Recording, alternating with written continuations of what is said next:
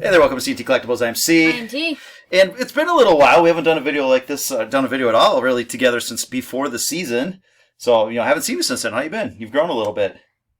Look good. Yeah. Oh, okay. I've seen you every day. Just haven't seen you in YouTube land here. So I thought to kind of get our feedback, get our feet wet, get back into this a little bit, we would review our preseason picks. We went through who might win the Rookie of the Year, Cy Young, MVP, all that kind of good stuff. And so we're going to do a little blind reveal tonight. We're going to look at the statistics of a few players who are in contention for each of those awards, and see if we're on the right track. See if our guesses line up with who may win the award, and we'll just kind of we'll play by ear, see what happens from there. Sound good? Yep. All right, terrific. So here's some of the contenders here, and I think we picked a couple of them, and so let's see if those statistics line up here. So let's start off with AL Rookie of the Year. All right, player A, with a 253 average, 119 weighted runs created, and a 3.2 wins above replacement. Player B, same amount of home runs, similar statistics really, 119 weighted runs created, 2.6 wins above replacement.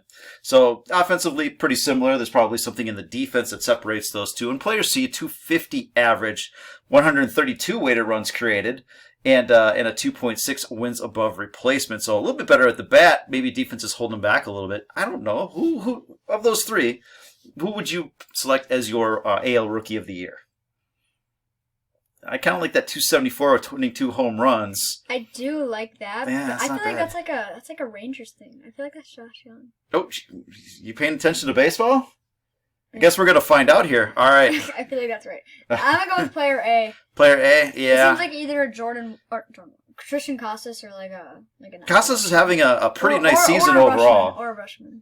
Something I guess we're going to find out in just a second here. All right, player A is Gunnar Henderson, Josh Young, and Luke Raley for your Tampa Bay Rays with a nice showing there. So yeah, Josh Young, terrific season overall. I think you can make the case for him. I think a little bit higher war. I think with the Orioles in contention the way they are, Rangers are in kind of a logjam right now. I believe if the season ended today, they would be in a wild card playoff with the Twins. They got swept a week ago by the Twins. Yeah. Yep. And so I think Gunnar Henderson is probably the guy, but there's a little bit of time to make a change here. It's really, really close. It'll be interesting how that plays out. Preseason, you did pick Gunnar Henderson, so you might have a little bit of bias here. That was your preseason pick. I had Masataka Yoshida, who's hitting nearly 300, but he can't play defense, and that's hurting him in the wins above replacement department there. So that's going to come down to the wire. It might be which team advances and does the best in the playoffs. We'll see. It shouldn't come to that, but it likely will. All right, I know. Rookie of the Year. I already know who I'm picking here. Okay, all right. I think I know who it is. Player A, 290 average, 128 weighted runs created, 3.2 wins above replacement. Player B, 282 average with 41 stolen bases, a 138 weighted runs created, and 5.8 wins above replacement. This one likely not as close. 254 average, 120 weighted runs created, and a 3.6 wins above replacement. Who are we going with, Tom?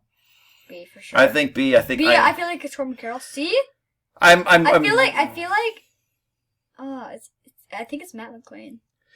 Well, let's find out here. Matt McLain is number 1. And there's a case to be made coming up a little bit later. The wins above replacement, he's not catching them there. I think that's a big enough difference that Corbin Carroll can run away with it. But Matt McLain has been no slouch since coming up here with the 290 average. I should have known that. He looks like he belongs. Still having a good year. Yeah, he started off hot. The last couple of weeks, he's really picked it up again as well. Took a little bit of a slump. It's nice to have that problem where you can slump and come back at the end of the year and get hot again because you're still playing, which is... that's a good sign overall. But I think, Corbin Carroll is the guy there. I picked Corbin Carroll in the preseason. You had Jordan Walker, who's been up and down a little bit, not having the season that's going to get you the Rookie of the Year here. So, all right, AL Cy Young.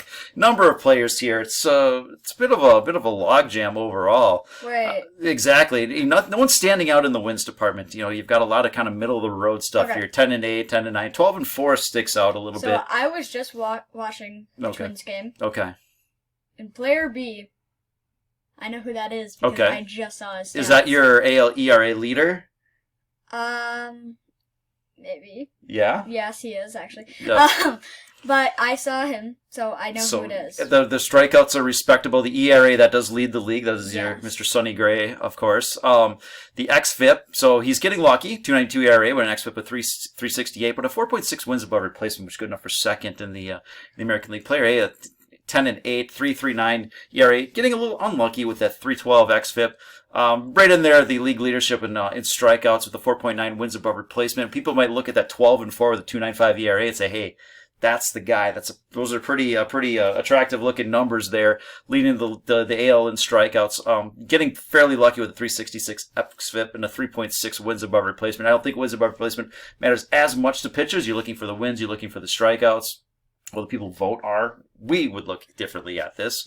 I would look at, what are the xFIP, what are the things that, the pitcher's not really able to control, and the strikeouts. But, it is what it is here. So, of those... Another thing, I saw another person's stats on the game. Okay. Player C is Framber Valdez.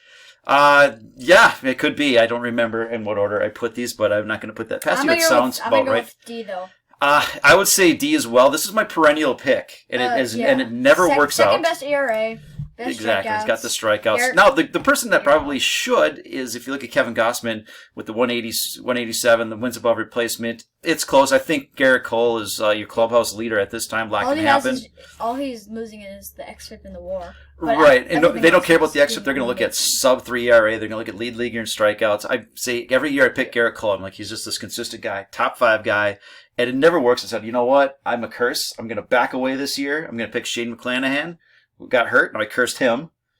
And Garrett, yeah, exactly. But I did the right thing by stepping aside and letting Garrett Cole get his Cy Young. If Shane McClanahan was not injured, he would be doing it. Yeah, I think so as well. But again, whoever I pick, I'm just cursing them. Mm-hmm. Yeah, exactly. All right, let's see what before the year you picked Framber Valdez, and that's a respectable pick there. And again, I had McClanahan, who was looking pretty good for a while, but again, my perennial pick, I did the right thing by stepping aside. I'm happy to help. All right, I know. Little starker contrast here. C. You think so? Should we just Hey, look at D, 15-3. That's pretty nice. 2.69 ERA. The strikeouts, he's only 100 behind the leader. Wait, so. oh my gosh, I love TV so much. I saw another stat. Okay. Stats. Okay. So much stats. Can you guess these guys? I'm just doing random guesses. A is Walker Buehler. Walker Buehler, he just came back. How's he getting 16 wins? Oh. Or 16, 10 wins. 10 wins, 6 losses. Okay. You're not wrong enough for that. So for A, I'm going to go with... I'm not sure. Just go with the ones you know. That's all right. 14-7, respectable. I think I'm going to go with Julio Urias in A. Okay. And B...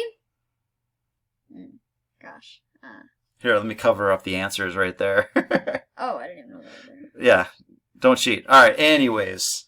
Move that right now. Yeah, move that. Don't mess with our sound. So anyways, we'll just move along here. I think what C looks like the best. Look at the monster number of strikeouts. If he's on a contending team, which he is, that's Mr. Spencer Strider at 16-4. A lot of people are giving Blake Snell some love here with a 2.50 ERA, 12-9 record, 200 strikeouts. He hasn't been doing anything for a while. He's been on fire recently, so I think people are starting to say, hey, maybe this is the guy. But look at that, look at xFIP 364. He's getting very lucky. Spencer Strider's going the other way. He's got a 3.56 ERA with a 2.87 xFIP. Under the hood, on the surface, I think he's just been a better pitcher, and that's probably the guy. But not taking anything away. Zach Gallen's been terrific all year. Zach Wheeler has been terrific all season. But I think if you look at what Spencer Strider's doing, and then look at under 245 strikeouts, exactly, and then look under. I mean, the guy's going to wind up with 300 strikeouts, Justin Steele. And he's got a sub-3 xFIP. So under the hood, he's been the best pitcher of the group here. So and he won Rookie of the Year last year, doesn't he? Yeah, I think he didn't he? Yeah. Something like that. Yeah. Strider or Harris? I can't remember. I think we know who won the Cy staff. You picked Corbin Burns and I picked Aaron Nola. I just think those are two guys that are they're very consistent, but if kind of like with MVP, Cy Young, all that kind of stuff, if you have a player that performs wildly over their expectations and maintains it for a year, that's going to win. But it's hard to pick who that might be. Those are top 10 players that we chose. They're not top 5. Did Spencer Strider also win the Cy staff? He and Dylan Cease are still battling out for that one there. So, all right, AL MVP. I know. I know. You know? The 44 home runs gives it away. Oh, yeah, it might. Okay, yeah. So, now in the preseason, we both said Shohei is probably the guy that's going to win this. As long as 41? As long as he's hitting, and as long as he's pitching at an effective level, that's your guy until he stops doing that. But we had fun, and we decided to pick some guys that, maybe if it's not Shohei, who is it going to be? You had Yordan Alvarez. I had Jose Ramirez. Yeah, very good players. I feel like I know Yandy Diaz. Someone's coming up on Mr. Ohtani there. I feel like Yandy Diaz might be either B or C. I feel like for now, but the 341. Well, Yandy's the guy that's he's hitting really well, but that 341, someone's been on a heater the last few weeks. Yeah, for weeks the B, here. It's either Mike Trout. He's been hurt. I don't know. I know, but he might have started the season. So really good stuff. Yeah, he did start the season. He was okay, but this person's been on a heater. I feel like it's a monster Corey run. Seager or Mike Trout. One of those two. Okay. Well, we're going to find out. There we go. All right, AL MVP. It is Corey Seager. J-Rod with a monster season, 36 stolen bases, 129 weighted runs created. But these are MVP numbers for Ohtani and Seager. Those are you're monster. kind of wrong. J-Rod also hit his 25th home run. Okay, this was put together Monday morning. It is now Monday evening. So if he did it today, then yes, my numbers are wrong. Nice job. Thanks a lot. There's only so much I can do. We're not going to get real-time stats here. But yeah, Yandy Diaz having a terrific season. Seager and Ohtani, these are MVP-level stuff here. Ohtani because of the pitching, because of the 44 home runs. That's probably your guy, and not much is going to change that. And then Bobby Witt. But yeah, and Bobby Witt, Lou Bob. This is what we've been looking for out of Lou Bob. This is a top 5 player. No one's hitting once he's healthy. 13, 14 home runs. Exactly. So he's put together a full season. This is what we expected. Can he do this for the next decade? That could change things a little bit. And Bobby Witt, he's going to be 30-30. That's an impressive season after his start. It was a little sluggish, but we look for him to have a really excellent second half, and he's done that. Amazing. He can hit. It's 18 home runs. You want to see some more power, but it's a very good season. Not taking anything away there. All right, NL MVP. Also, one of the statistics probably gives this one away here as well. I know. Someone's been on fire the last month. Someone had, I think, 50 hits in a month, which doesn't happen very often. Matt Olson. Okay. It's definitely D because I know he has more home runs than anybody. Yeah, sure. And there's someone that has more stolen bases than everybody. Oh. So there's a couple numbers here. That's the best guy. A lot of great players over here. Okay. I think you could make the case for. So I feel like B is either Tatis or somebody fast. So maybe like a. You been paying attention to baseball this year? I have. Okay, are you sure? Tatis. It was a big deal. 30-60, first time ever. 30-60. Kind of a big deal. Oh, it's Acuna! Oh my gosh! So that's interesting between A and B. Again, C and D looking respectable. These are incredible numbers here. Mookie Betts has been on fire over the past. Mookie Betts? Mookie Betts on fire the past month, couple of months here. And so if you're just looking at that, you'd say, hey, that's the guy. But I look at the 335 average. 30 home runs, 63 stolen bases. It'll be interesting. Stolen bases this year with the bigger base may not be as big a deal going forward, but for now it is. And so people looking at that number might say, hey, this is a big deal. In the next couple of years, if people are getting 70 or 80 stolen bases, they'll take a little luster off this one. But for now, that's a big number. I think that's still the guy here, but Mookie Betts is certainly making his case. Before the season, you had Tatis. I respect my answer. Absolutely. You know what? For missing 20 games and still being a top 10 player in the NL. Amazing. Bold call. That's incredible stuff. And look what these guys have to do to take that away from him. I did have Acuna, so I'll stick with that call for now because of the 30-60.